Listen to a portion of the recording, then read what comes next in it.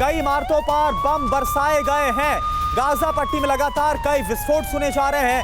बम हमले से कर्मा टावर भी ध्वस्त हो गया है। तस्वीर आपको दिखाते हैं।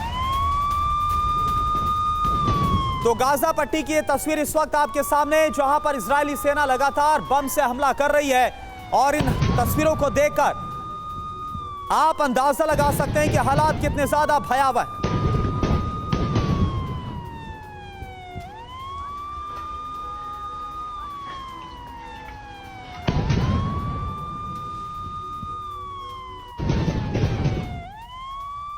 और देखिए एक और बड़ी खबर, इजरायल पर हमले को लेकर हमास का दावा।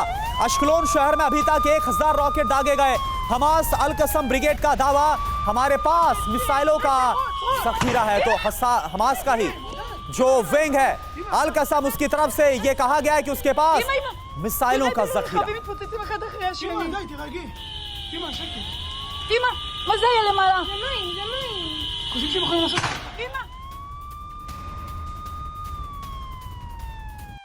और आप देखिए एक और बड़ी खबर, इजरायली कमांड सेंटर पर हमास का हमला हुआ।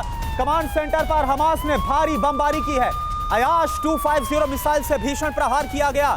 कमांड सेंटर पर मिसाइल अटैक की तस्वीरें इस वक्त हम आपको दिखा रहे हैं।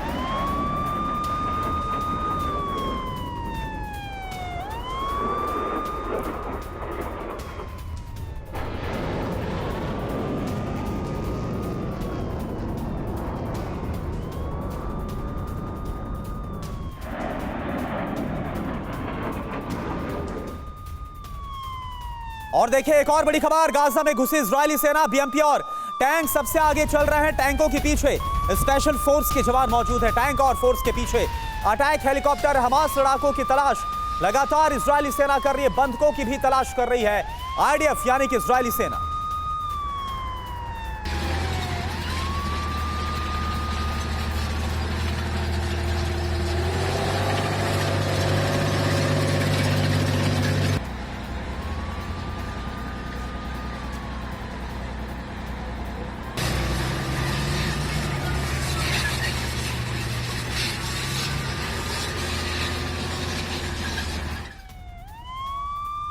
और देखिए गाजा में हमले को लेकर एक और बड़ी खबर आ रही है। गाजा में इजरायली हमले की बहुत बड़ी तैयारी, आईडीएफ गाजा में विध्वंसक हथियारों के साथ घुस गई है।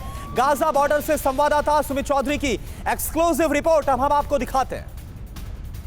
गाजा पर एक कहर बन के टूटने वाली है, क्योंकि अब इजराइल की स्पेशल फोर्सेस और टैंक और आर्टिलरी गन्स, या फिर आप कह सकते हैं कि बीएमपीज, अब गाजा बॉर्डर के अंदर घुस चुकी है। जहां इसको लेकर आईडीएफ ने पूरी तरीके से एक बयान जारी करके साफ कर दिया है कि ग्राउंड फोर्सेस ने गाजा में एंट्री कर ली है और आज गाजा पर ताबड़तोड़ हमले किए जाएंगे। दरअसल अब यह कोशिश की जाएगी कि किसी भी तरीके से ग्राउंड फोर्सेस इन टैंक्स की और बीएमपी यानी बख्तरबंद गाड़ियों की मदद से कई लोकेशंस पर अपने आप को मजबूत मोर्चाबंदी करके बैठ जाए, ताकि नॉर्दर्न गाजा के अंदर वो आराम से उन हॉस्टेज लोकेशन को ढूंढ पाए, या फिर उन बंकर्स को, या फिर उन लगातार टनल्स को ढूंढ पाए जहां पर हॉस्टेजेस रखे गए थे। इसके अलावा यह भी कोशिश की जा रही है कि ज्यादा से ज्यादा एयर स्ट्राइक्स की जाए।